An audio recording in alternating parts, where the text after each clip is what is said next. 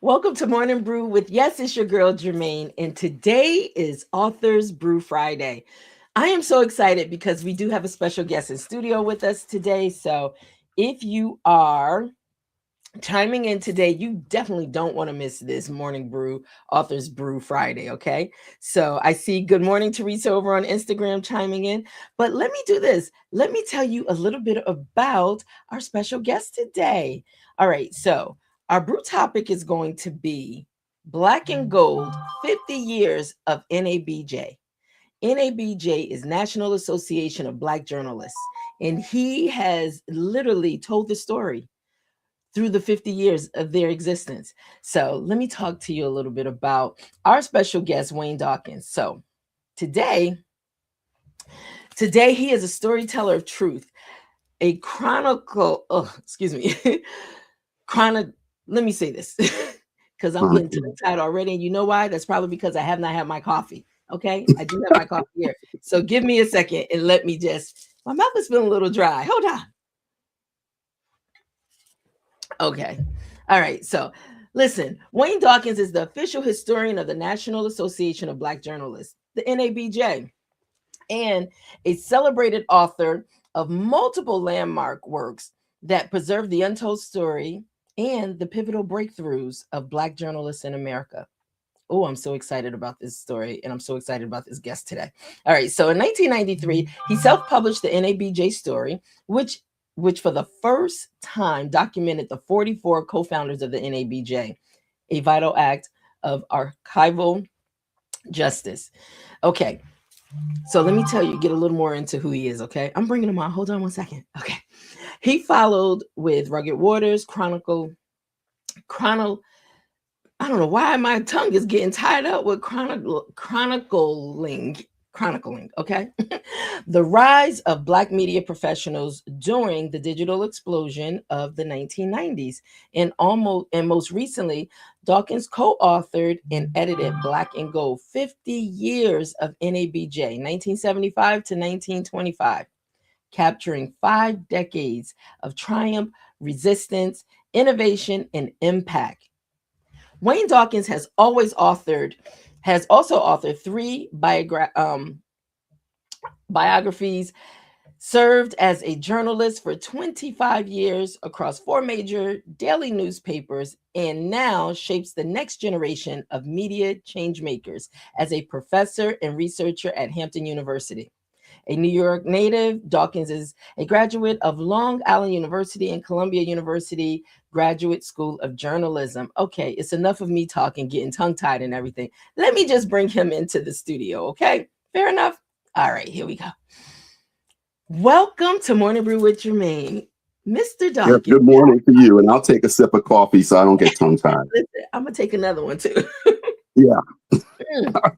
And thanks so much for inviting me. I am so glad that you are here because we got a lot to talk about, just with what's happening in the age of Black journalists, the media, but more so than ever, your passion and desire to really want to tell the history of this monumental organization that now is, being introduced to a lot of new young minds in this area. And so let's talk about one. I want to open up with your new book. If I can pull that up, and we will go from there. Black and Golden, 50 years of National Association of Black Journalists. So we got to start from the beginning, though. Is that okay? Is that okay? Can we take it from the beginning?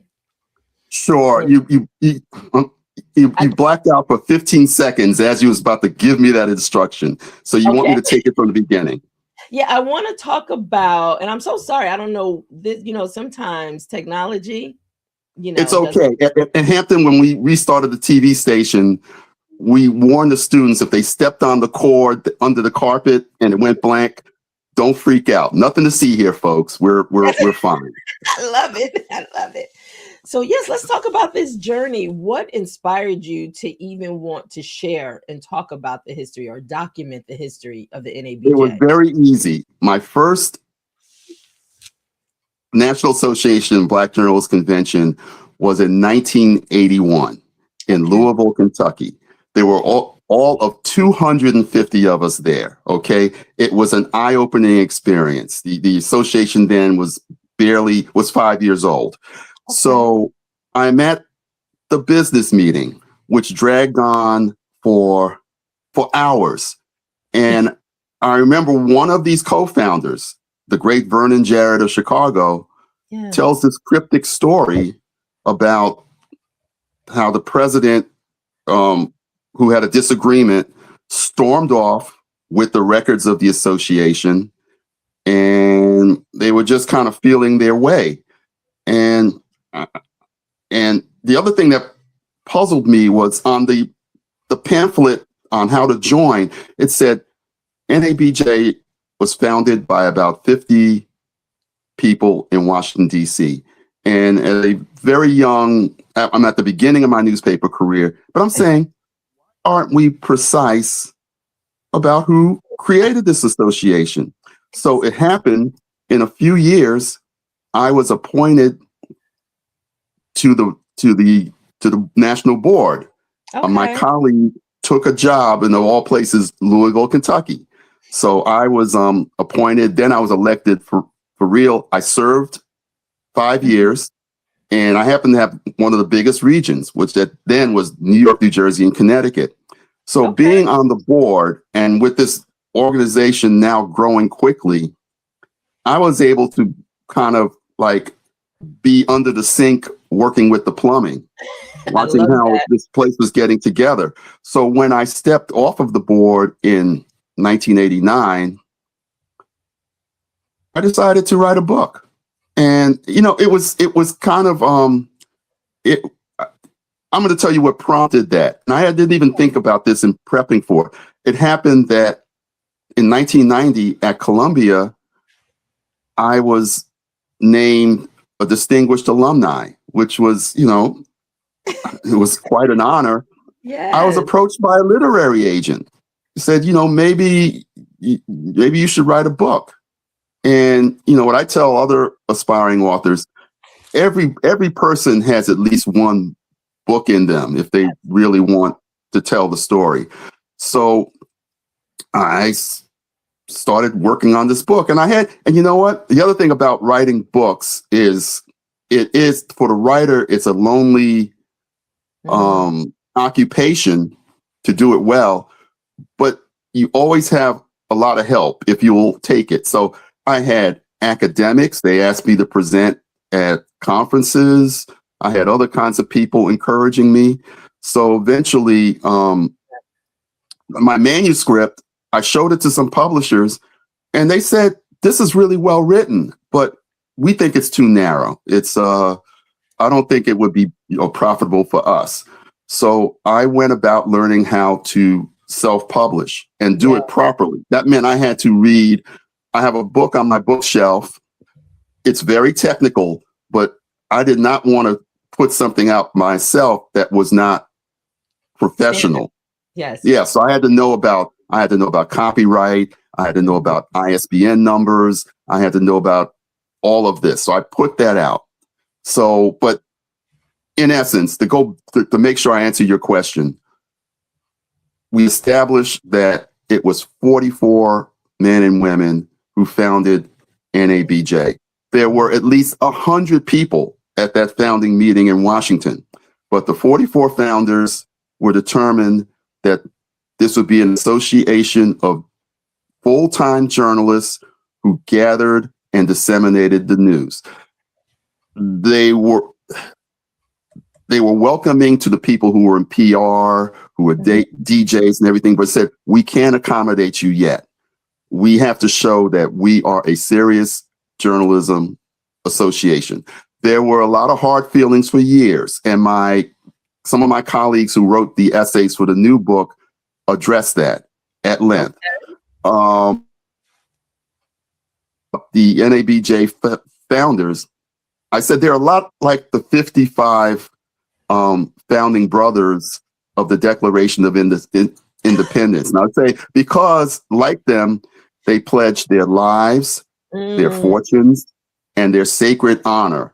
Even though in the case of NABJ, their fortunes was paying $25 and signing on the dotted line. I love it. I love it. So after 6 tries, I finally got an interview with Chuck Stone, the founding president of NABJ. And for the first time, I saw those founding documents. And with that, I was able to go and track down the other founders. So of the 44, as I told you previously, I was able to confirm every living founder. So that meant that was 43 of the 44. It just happened. Max Robinson of ABC World News Tonight died 2 years before I started that journey. I remember I read his obituary while I was visiting family in Charlotte, North Carolina. And, didn't get him, but I got everyone else. And I also told you there was one founder I didn't get to interview her because, and the thing is, I was able to find her documents. She wrote for Core magazine. Okay. The then head of the Congress of Racial Equality was not cooperating with me, but also said, by the way, we lost nearly all of our records in a fire. But I was able to find her records at the Schomburg Library in Harlem. So that's how I was able to verify she existed. And then years later, when a woman wrote a history of Black women writers in New Jersey, I was able to track her down and close the loop. Oh my goodness. So now I've interviewed every living founder. That is incredible. How long? And I have to tell you, when I did do that, there were people coming after me because there were folks who had not been talking to each other for years, had beefs with each other. So it's like I stuck my head into a beehive for a while. I was just getting ready to ask you, how long did that journey take, and how was that for you? Being able to go that route to find you found 43, but actually documented 42 of the 44. Well, I documented 43 of the 44, and they were all living. It was just that there was one, because of a name change, I could not find her to actually interview. But now I finally did that. And it's funny you say that because I'm teaching my students media research. And I said there's 3 sources of information. There are the human sources, the people we talk to. There are the secondary sources, which are books and documents and so forth. And the third is primary sources, which another way to verify birth certificates, death certificates, marriage licenses, divorce decrees. That's important information when you do research. So I used everything at my disposal. I will say this will be the greatest investigative story probably of my life. And I've done investigative work, but this is the greatest. In fact, one founder, when I asked about the person, these elders told me, "Oh, he died." And I said, "That's a shame. When did he die?" Suddenly they were cricket. No one could say anything. So finally I checked around and I got a hold of this person. His name is Francis Ward. I got a hold of his wife, Clara, who's a playwright in Chicago, and said on the phone, "My husband isn't dead. He's teaching journalism at Syracuse University." So I contacted him at Syracuse, and we agreed to meet in 1991 at the convention in Kansas City. So we meet in the grand lobby of the hotel, and some of his peers see him and they say, "Francis, is that you?" So it was the Mark Twain moment when he famously said, Rumors of my demise have been greatly exaggerated.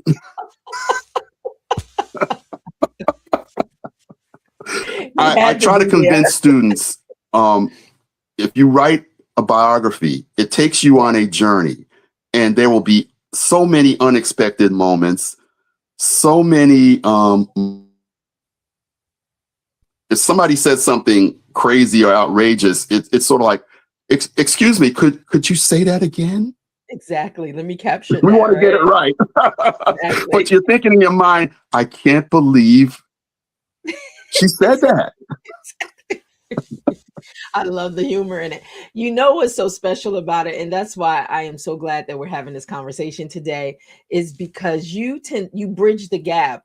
I mean, this was pre-AI. This was pre all of this digital world, this whole digital world, social media and all this. So you had to do the groundwork in order to Yes, get I'm a dinosaur from the analog age of No, but I manual love typewriters and 35 millimeter film. I Yeah. love it. You know what I love about it is because you are teaching the young minds, you're teaching young change makers that's getting ready to really enter into this world, and they need to know our history.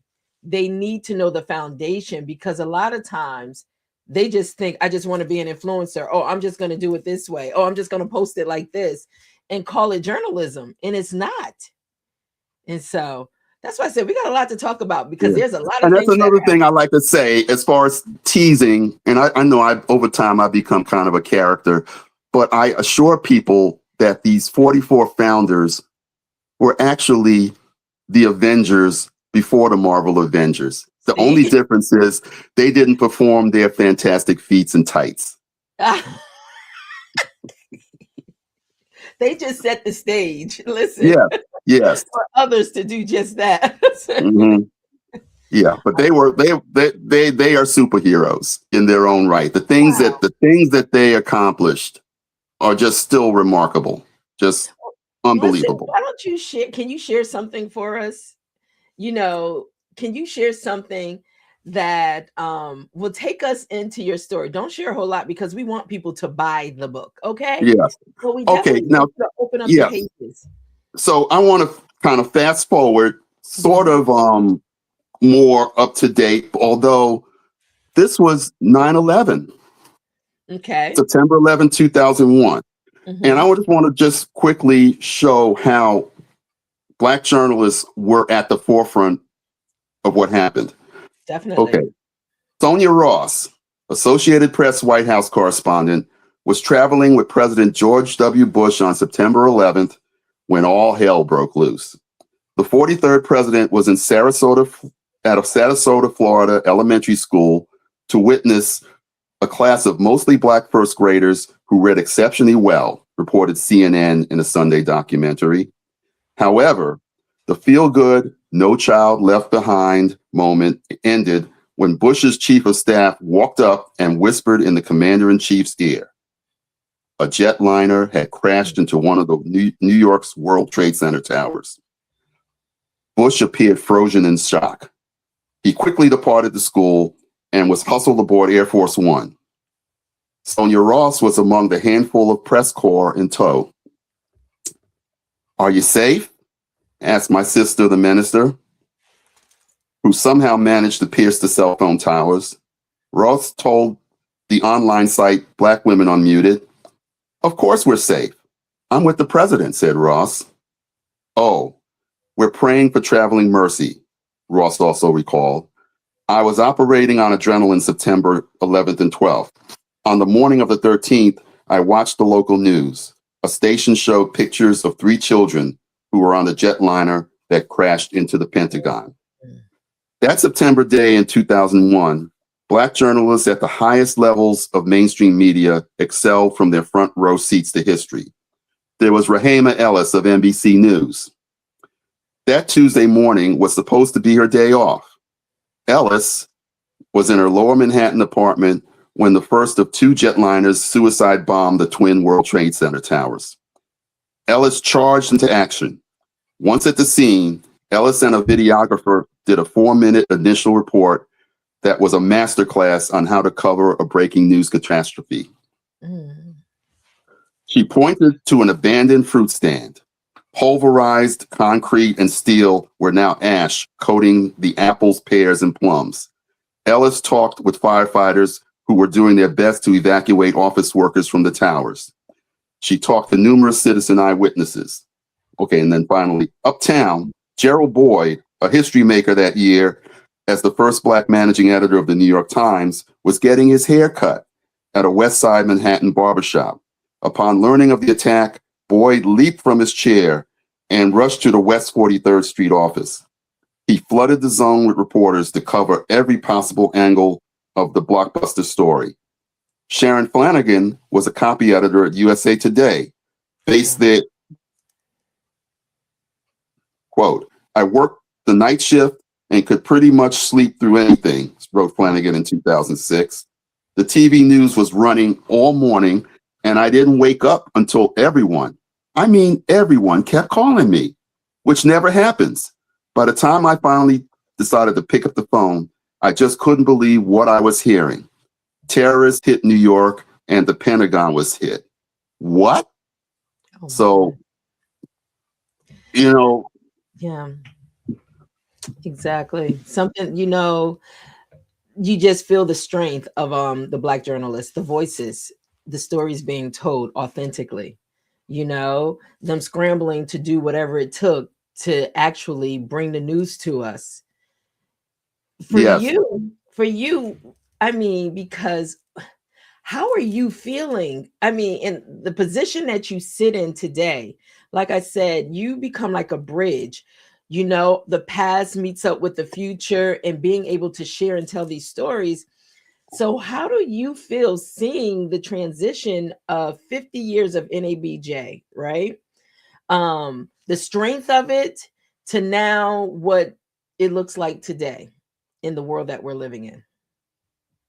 It just I just marvel at watching this evolution from the founders who kicked in the doors to be the first in what used to be called, the term wasn't diversity 50 years ago. It was, how do we break into the white controlled media that doesn't want us, and then so they opened the doors, or they kicked open the doors. And then, as I said in the second book, by the 90s, now we're evolving to this idea of diversifying, and which is now, there are forces that are trying to erase that. Exactly. But we really made a toehold. So now the people of my generation who followed these founders, these elders, a number of us were now doing, not just being reporters covering so-called just Black stuff. We now are becoming anchors, producers, columnists, assignment editors. There were a few rare cases where we had people who were the editor-in-chief of a major metropolitan daily, or the general manager of a TV station, or the executive producer of a broadcast outlet. So that was a heady time, although I named that second book Rugged Waters because we were getting pounded in the 90s from two sides. First, from pushback from people on the far right who said we were just too aggressive, too pushy, and we were allegedly ruining journalism. But meanwhile, there were still many forces in the Black community, probably more on the militant side, who said, you folks have gotten soft, you're comfortable, and you're really not, you're not doing nearly enough. So, it was a rugged time. Now we come into this 21st century, and we're now 25 years deep, which I learned in writing other biographies. Historians tend to say you need to get 25 years deep into a new century before you kind of rub off the stuff from the previous century. So we've pretty much rubbed off everything from the 1900s. You know what? 25 years in some of these things are still around, but they're artifacts. Okay. Yes. So we are all into this 21st century, and we're still trying to figure it out. Absolutely. And as one of the people I tasked to do research for this book said, and I think he was kind of being a smart aleck, but I think there's a lot of validity in it. Many Black journalists, particularly working in mainstream media, have been trying to figure out what is going on with all these different transformations and just trying to find our place and stay relevant. And in a perverse way, President Donald Trump has made Black journalists relevant because there are many examples that my colleagues are the people who stand up to him and take no quarter or take a beating and say, but I ain't going nowhere. Absolutely. You know, whether you are Abby Phillip of CNN or Yamiche Alcindor of NBC or April Ryan of American Urban Networks, because the president or Trump, what he figures if he can kind of verbally demolish you, he will control you. But in the great tradition of Black women, many Black women, they are resilient and they take the punishment and they're still here and they ain't going nowhere.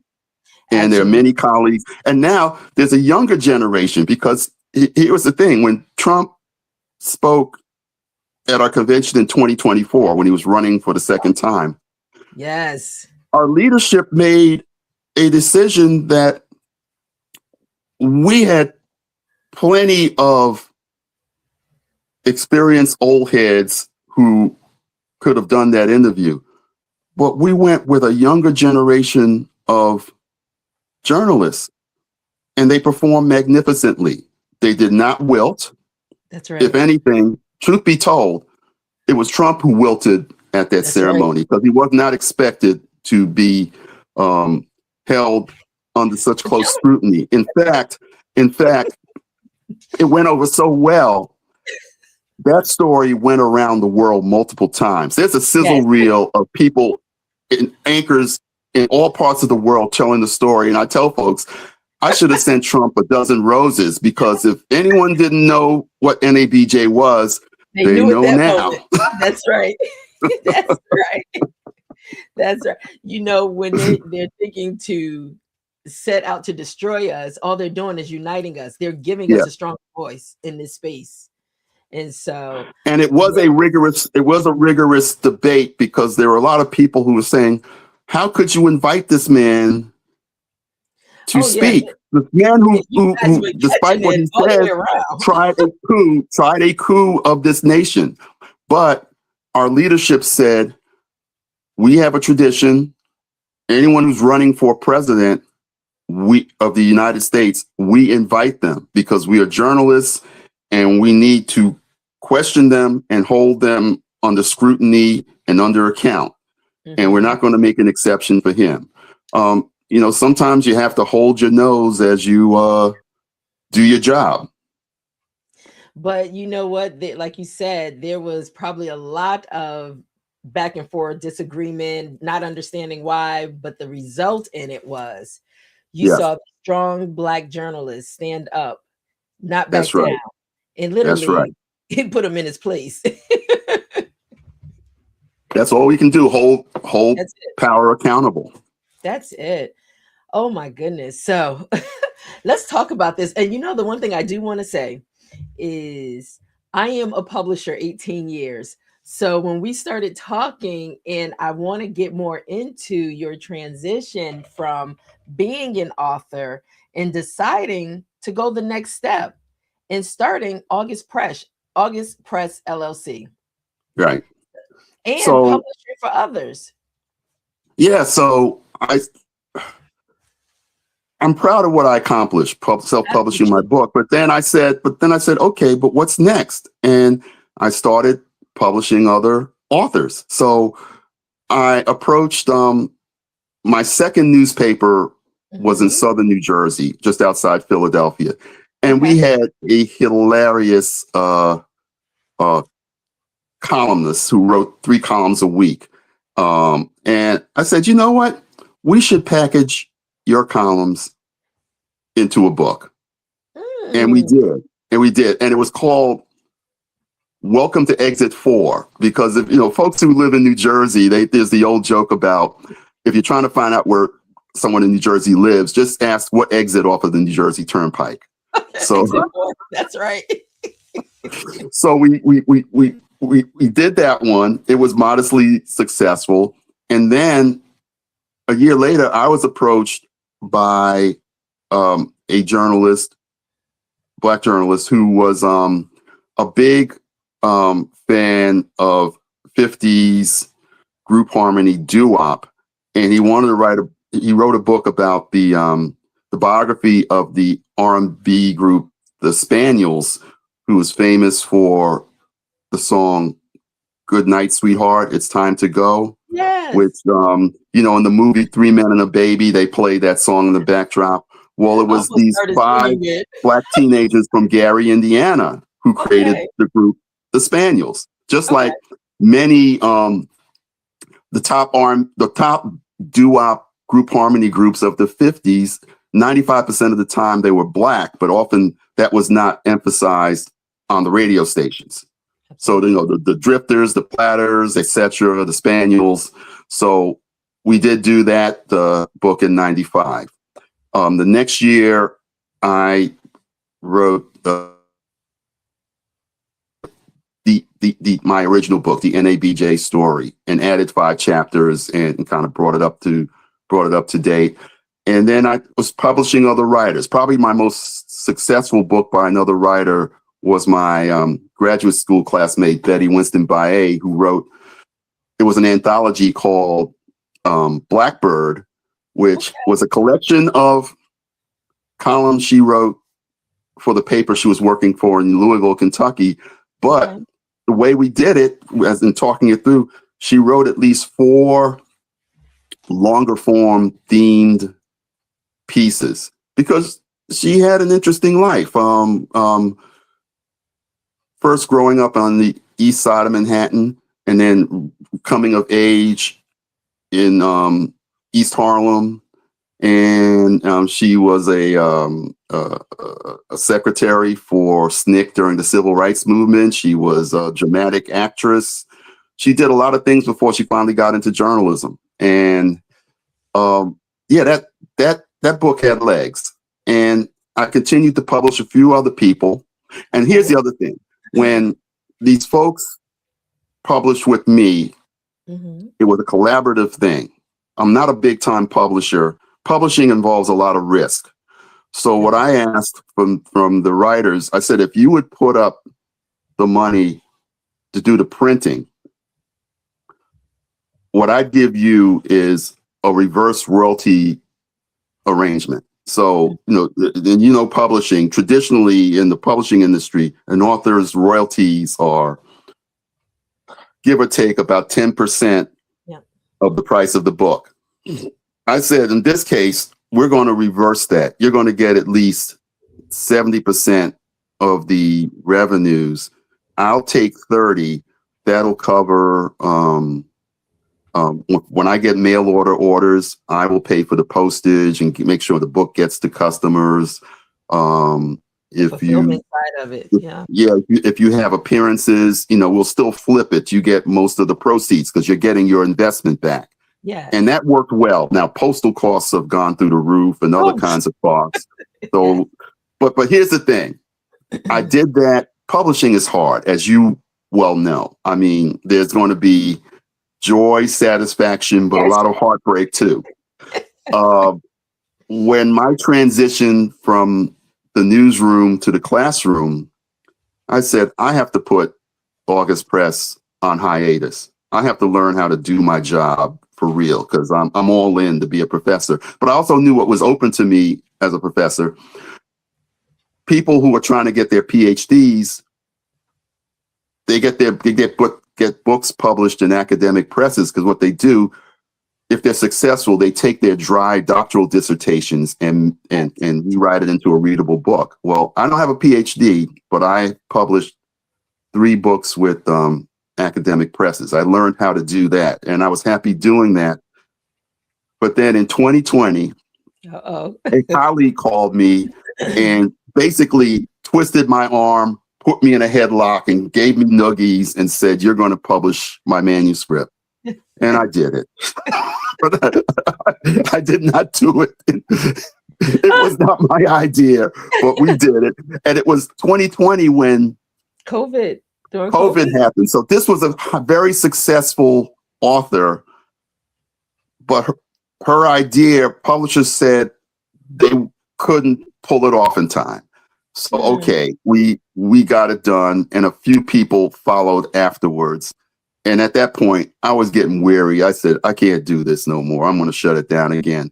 But then I realized, here's the thing. My wife would always kind of goad me and say, well, you keep writing other people's stories. When are you going to write mine? And really that the suggestion is that when am I going to write my memoir? But what happened was I looked up and realized it was 15 months before NABJ's 50th anniversary. I always said I was going to write that trilogy book, but I said, if I don't do it now, it won't get done in time. So that's when I said, okay, I have to recruit 9 talented colleagues to write I love that. supporting chapters. And like I said before, the metaphor is in 50 years, NABJ has widened into a nice, thick, mature tree at the trunk. I'll write about that part in part, the last 25 years.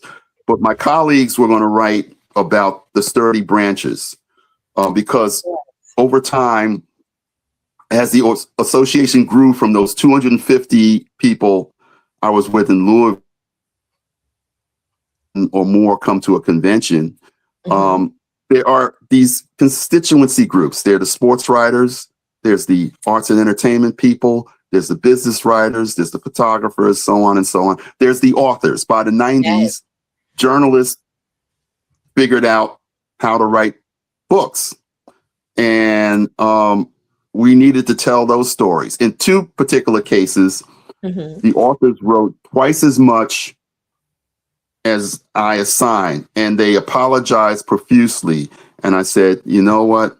It's okay, because you're writing about the 2 most fractious constituency groups. The people in public relations who were told initially we couldn't accept you, and the academics, because back at the time of the founding, there probably was only maybe in the entire country 5 Black journalism professors. 5 full-time Black journalism professors. So there really was not enough people. Everyone else was teaching a class or 2 as an adjunct, and that didn't count. So, but now we have a cohort of people teaching in academia. I'd say at least half of them have PhDs. As one person said in the chapter on academics, he says, sometimes you have to get that PhD only to shut up the people who are posturing. And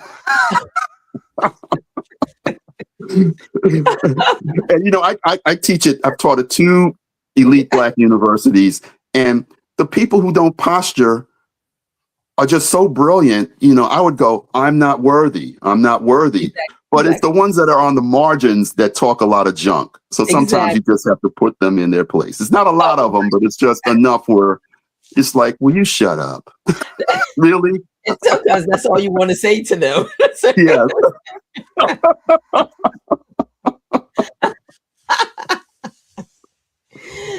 So the publishing. So right now, August Press right now has put out Black and Golden, right? Yes. Okay. And that's the final, or are you going to pick it back up? And that's that's the beauty in it. With August Press doesn't go away. Yes, it does. When you're in a season of your life, if you decide that, okay, because you still have to publish yours. So yes. Yeah. So I'm starting to outline, okay, I'm not ashamed of it. In September, I turned 70. So I think I've lived long enough embrace it.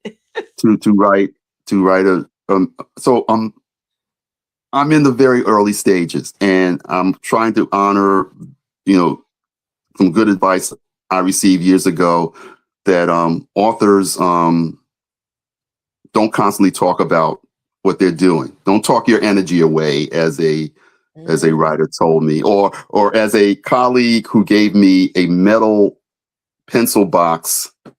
The inscription was from Ernest Hemingway, and it says, "A writer writes. A writer does not talk about writing." I love that. Yes. There's words to live by. So I'm going to try to mean what I say. That's it. That's it. And you know what? If you don't talk about it, then people can't comment, question. They just see when it's ready. Yeah. And here's another thing I'll add. And so what I engage in, I write nonfiction. So and when the writer of The Warmth of Other Suns, the way she was identified, I said she writes narrative nonfiction.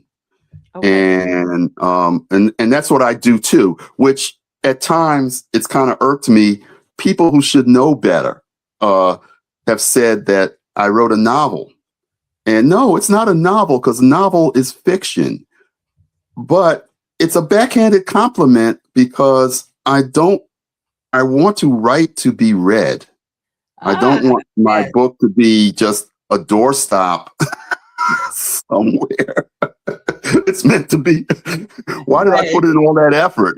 So so it's, I gently correct students when they write a paper and they say their professor has written a novel. No, at least I haven't done that yet. But I tried to show just yesterday examples of, in the 60s, a new kind of writing emerged called the new journalism. And these were writers like Gay Talese and Jimmy Breslin and others who, Tom Wolfe, who wrote true stories, but they read like novels. Truman Capote, who wrote In Cold Blood, which I read in high school. So it's but good writers write to be read. We want people to read my book, please. I love that. Yes, it's a labor of love. It's power in one story. And so you don't want to write it for your sake. Your story. Mm-hmm. But yes, you want others to be able to glean from it, take from it, and see how it may align even with their life. So I love it. Yes, it's like watching a good movie, right? Because even the characters, even the person who is not a so-called good person, they may still be an interesting character. You may even kind of, in a weird way, root for that character, or they're convincing. So yes, you want it to be relatable. Absolutely. on many levels. Yeah, but I think universal. Absolutely. I talk about sometimes we just put it on a list saying, okay, I'm checking off, I read today. I checked off, I read today. No, I want you to take a pause, right? And I want you to get into the story, be able to see yourself in the story, depending on what you're reading. But right now we are so busy. And it's like, okay, slow down and take a moment. So busy. And with all this digital stuff, we have so many distractions. Yes. So many things pulling at us. I ought to note, speaking of people I read, so you have someone who's so scholarly, like David Levering Lewis, who didn't write just one, but 2 Pulitzer Prize winning biographies of W.E.B. Du Bois. Well, in all that scholarly stuff, there is some of the most ribald, juicy things about Du Bois. Yes, he was the great scholar, but women also privately said he's well hung. So they get my meaning. So that leads me to, in my office, my office books are a lending library for my students, so they could borrow a book that catches their eye, or I'll make a recommendation. So there was this famous time when one of my students said, "Professor, I didn't know books could be so juicy, because they thought of books as just the boring textbooks they have to Exactly. read for school. And I just slyly looked at her and said, well, maybe you're not reading the right kind of books. You know the story, the power in one story. Oh, You yeah. think you just got to pick it up and read it, you But know? yeah, So, but I'm glad you segued into the digital era that we're living in right now. So, how are you challenged in the classroom with your students that are being exposed to all this without really understanding?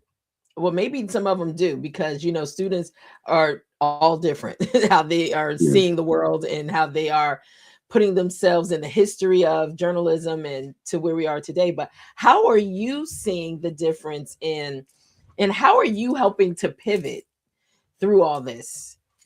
It's a high wire act, and uh, most of the time, it's just the power of persuasion. I Mm, will say, about 6 or 7 years ago, I was floored when I still give tests that are actually on paper. And I mhm. remember a male student, he didn't have a pen, and he says, I don't Ah, write. I don't write because, the public schools had started to now do away with handwriting. oh my goodness. And it became such an epidemic that California recently have resumed penmanship in Thank the God. grade schools, because they said Nana couldn't, the children couldn't read Nana's letters anymore. So they had to fix that. So My I goodness. try to convince students to say, yes, you have all this, you have all these devices, but some of the old school things you should know how to do it too. Um, I also give this disclaimer in class. I said, I'm not going to spend all my time screaming at people to put their phones down. I said, if you're buried in your phone while I'm talking, you're going to have to hold me harmless if you take a test and you miss something that I Mm, emphasized in a lecture and you wasn't paying attention. You can't say it was the professor's fault. You did that that's to right. yourself That's because right. you were distracted. So I need, as a minister once said during a church service, the purity of your attention. Yes. At least while you're in my class. Okay. So there's that. But, there's some small victories. And in my Okay. last semester, I was astounded. I showed a documentary called Turn Every Page, about two very old white men, Robert Caro, the writer, and Bob Gottlieb, the editor, and their Oh, working relationship over decades. And Caro is considered the greatest political biographer of his generation. And I had to read his epic, The Power Broker, before I started graduate school. I got 400 pages deep in the book, which is 400 pages is usually a very thick book. yes. That book is 1,250 pages thick. What? Okay. And I thought they would block me at the doors of 116th Street, but they did let me in. Okay.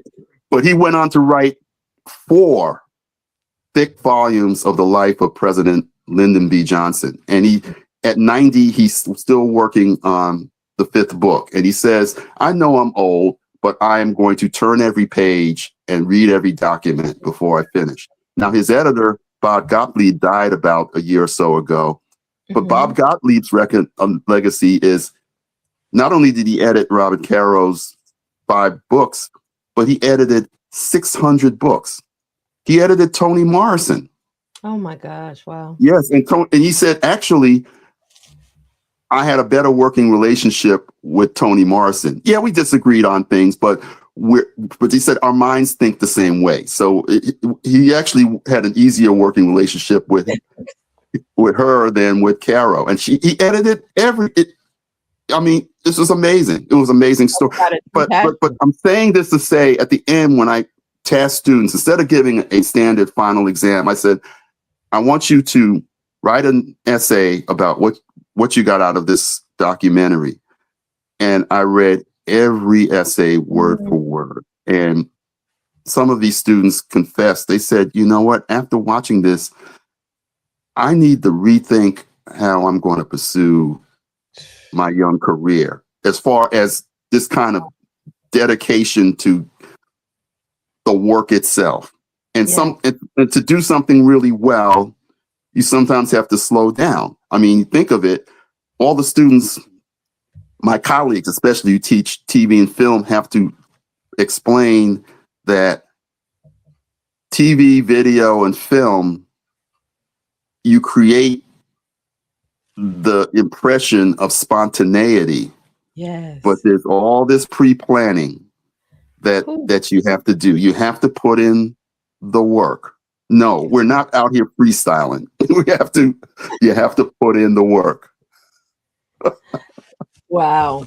It's going to be interesting though. Because AI the age of AI right now, putting all your thoughts and everything into AI with these students, I mean, how are you seeing that in your classroom? Okay, 2 years ago, I had returned to Hampton, and I had a student who just kind of put his notes in the chatbot, and it spit out something that it was passable, but it was very robotic language. And I just said, okay, I'm going to grade this. It's okay. Don't do it again. Okay. Yes. I want to see your raw writing. And now that at that point, academics were basically saying, no, we don't want you using AI. But now we've evolved to the point, well, yeah, we're going to use AI. But just understand that now in this era, AI, like the internet, like social media, can be used as a tool that will help us do the very mundane things faster, but it's going to free us up to think critically. Because, my newspaper days, there was a saying that the publishing a daily newspaper is a production miracle, but it's an intellectual nightmare. Because, okay, you get the paper out, but mistakes are made, stuff happens. But what if you are free to crunch a lot of data so that can free you to think about with this thing and write or broadcast better. So think of it as a tool. So one of the chilling things we heard 2 years ago at an NABJ convention was when some experts calmly said that, AI is here and to put 600 million people out of work across the globe. Most of them are in the so-called industrialized Western nations, and they're going to have to find something else to do. Or I think better yet, just adapt to it. Don't be like folks in the 80s, early 80s, when personal computers became available. And there may be still a few people out there that say, I'm not really into computers. Well, how is that working for you? Okay. Exactly. Exactly. What's interesting, my morning brew yesterday was pretty much along the lines of AI, because people are fearful. Where do I go now? What do I do now? And so my mantra, or I said even the core moving forward as a publisher, is human-led first, AI supported, and purpose-driven. Because it's like, understand, AI needs you. And even with people losing their jobs, companies are hiring people that know AI. So it's important not to run from it, but get an understanding of it. How does it fit in your world? Allow it to, use it from a standpoint where it's your thoughts, your intellectual IP, that you're just having it processed through quicker for you in order to be able to either monetize, put it in it, whatever you're going to do with it. But I just drive the fact that it's human-led first, AI supported. Humans are always going to have to be involved. And if anyone doesn't believe that, last week on CBS, they showed someone teaching an AI robot how to dance and Mhm. everything, and just the robot was mimicking the steps until Yes, the point they where the stopped. robot suddenly kickboxed the guy. And it's like, oh my God. So we can't let the machines control us. That's right. That's right. They're young people. They may not know the scene in the movie that came out like in 69, 2001, A Space Odyssey, when the astronaut asked Okay. Hal the computer for help, and Hal said, "No, I don't think so. I'm not going to help you."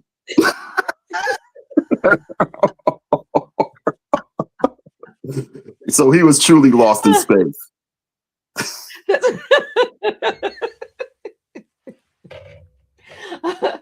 Oh my gosh, this has been so good. But I do want to know, what advice do you have for aspiring writers or historians who want to document cultural movements or legacies, but don't know where to start? Oh boy. Well, okay. Here's one. Let's Mhm. say for younger adults, Yes. interview your elders, get a mic on them, get a recorder on them, because Yeah. your grandparents, your aunts and uncles, they they have stories to tell, to preserve. Mhm. Um, some of them may be holding things close. Maybe they didn't want to talk about it for a long time. Maybe they were either ashamed or traumatized, but you need to get that out of them. I'll give an example. Well-known author. He was my classmate in graduate school, James McBride, who, Okay. he's written, he wrote the most recent book was about the Good Lord Bird, about John Brown. But early in his author career, he wrote a book called Miracle of St. Anna, and it was about Black soldiers in World War II in Yes. Italy. And this That's a story started, spice. he said when he was younger, his uncle and his buddies would keep telling these stories about the war around him. Mhm. And it was like, oh, these are just a bunch of crazy old men just talking gibberish, gibberish, gibberish. And after a while, years later, McBride realized they're trying to tell us something. Yes. And he told this remarkable story because the part of the war that was fought to reclaim Italy, um, Black soldiers had a big role in that. So Yeah. you never know what kind of stories out there. Another colleague, she went to graduate school years before me. She turned out to be, she's the niece of the civil rights lawyer who's still alive, Fred Gray, who was involved with the Montgomery bus boycott and with a number of other Yes. cases. He was in the news recently because he represented Claudette Colbert, who just passed at 88. So Mhm. you have, there are these just take advantage of these opportunities where you can record history. Don't let these folks get away.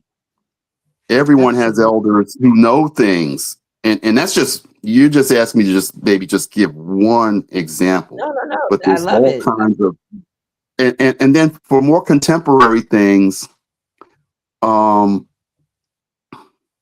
think of, do you know of a story that would be a good story in a period piece movie, of any kind? Maybe something that was your coming of age, whether it was in the 70s, 80s, 90s. My God, early 2000s now almost would be like oldies to people in their Mhm.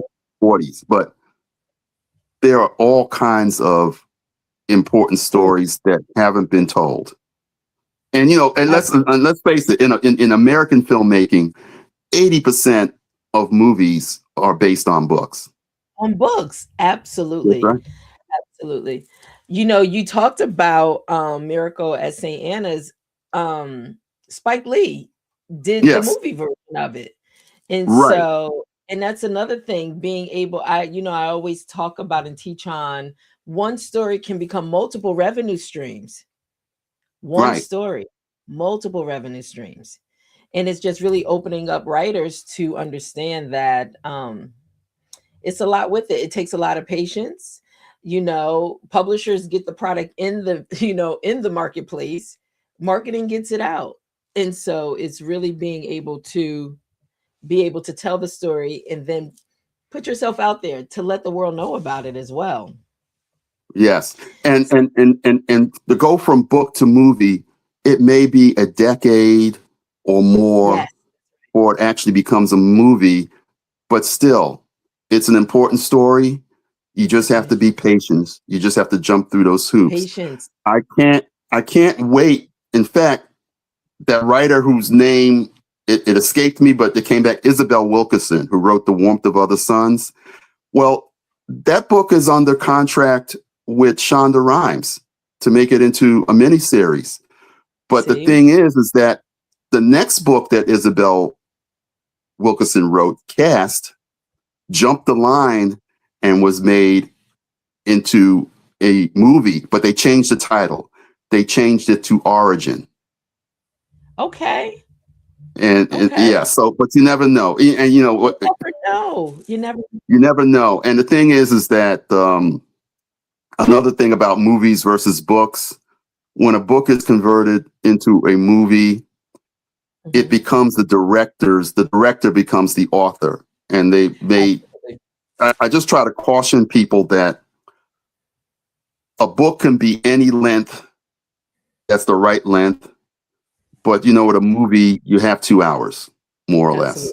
So that means that's why when if you've read the book and then you see the movie and you see that something is missing, well, they had to edit it out. That's why when The Color Purple was made, I did not see the movie until I read the book. The book first. Well, the statement people always say, oh, the book was so much better than the movie. Well, the other thing is, what I remembered was that people thought the movie was so harsh. And I said, oh, my God, you did not read the book. Exactly. If you want to read harsh. Exactly. Read the book. Mm-hmm. Oh, my goodness. So what's next for you? I know you talk to us right now. Can I put up the book on the screen again? So we can let people know. Hold on. Okay. So Black and Golden, how can people purchase the book? Okay. You can go to Amazon.com and it's there. I got a healthy order for copies and I want to keep it like that. But you can go to my site, which is augustpress.biz, BIZ, and order directly from us. Yes. And that's more personable. If you want to send a note, if you want me to sign it, I can do that. But those are the two sources of the two main sources right now. Amazon or augustpress.biz. In the meantime, and speaking as one publisher to another, I'm trying to arrange for wider distribution to bookstores. I just learned by accident that the wholesaler I was using just went out of business, so I have to negotiate with the kind of like the last publisher getting a bit clunky right now. But let's talk I don't want to muddy this up. Amazon or the augustpress.biz site. Well, no, operators are standing by. I love the fact that you have it available on your website because you'll see more of your royalties. So right, and you'll see our other titles. So if you like this, you may like some of the other ones that are in print. Exactly. So let me just put that back up again. That purchase your copy of Black and Golden, www.augustpress.biz. You said, right? Yes, augustpress.biz, BIZ. Great. Yes. And so, but let's talk offline just about distribution to get it, yes, from a global standpoint outside of the Amazon platform. Okay. Okay. All right. So let me hold on. Let's go back to. All right. Well, thank you. I definitely want to thank you for stopping by. Listen, you're always a friend of the family, at Morning Brew. So anytime we're going to follow back up with you also and see how things are going. We will continue to share the information also about Black and Golden. If it's okay, can I put up the first book? People can still get the first copy of Absolutely. the first volume. I just want to Yeah, add that to and the screen. So absolutely. I had to do. It went out of print briefly, so I had to get it back into print because um it it it, it still stands on its own. There is a movie about the history of NABJ called Beyond the Headlines. I have several speaking parts in it. It's a 45-minute documentary. So yes, okay. yes, definitely let folks know. And they can find this also on the website. They can find it on the August website. They can find it on Amazon. So yes, definitely. Okay. Great, great, great. All right. It has truly been a pleasure. Thank you so much. I know we worked this out, at the last minute, but thank you for being available, coming to share the story. It's important that we understand our history and we I know so what's appreciate happening. this opportunity. Thank you. You've been very generous. Oh, yes. And we will definitely connect offline so, we can get the books out on a larger platform. I know Amazon is a Okay. large platform, but let's get it into other marketplaces too. Okay. All right. All right. Have a great day. Thank you all. Thank you all for Okay. chiming in with Morning Brew. And we will let him go. We don't want to take up all his Friday. Listen, he's busy. So have a wonderful day. Please be safe, okay? And all of Okay. you Be out there safe. And on too. that note, be safe with all this with this blizzard coming. Oh, yes. And it's not just up north. I'm in Connecticut. You're in Jersey. But it's Well, no, everywhere, it seems like. I'm in Southern Virginia, and we're still Oh, you're on the. in Hampton. That's right. You're in Virginia. So you Yeah. guys are getting snow too. Yes. Yes. Hopefully, it won't be as much, but you never know if it shifts a little bit. But you're in New England, so Oh be my God. careful. The numbers listen, the numbers are crazy. I know Sunday we will be locked in the house, already been to the grocery store, already preparing for. Hopefully it won't be as bad as we think it is. Throw So another log that's on what the fire. that's it, right? Exactly. Cozy up with a good book. Yeah. Yeah. Yes, yes. So, guys, thank you out there so much for chiming into the conversation today with Wayne Dawkins. It has truly been a pleasure. And make sure you stop by his website at August Press to get you a copy of the Black and Golden. And actually, get the first copy, get the first edition of the NABJ so you can really understand the story and the founders. Okay. So I will talk to you soon. And we will Likewise. be back on Monday. All right, everybody. Okay. Be safe out there. Take Bye care. bye now.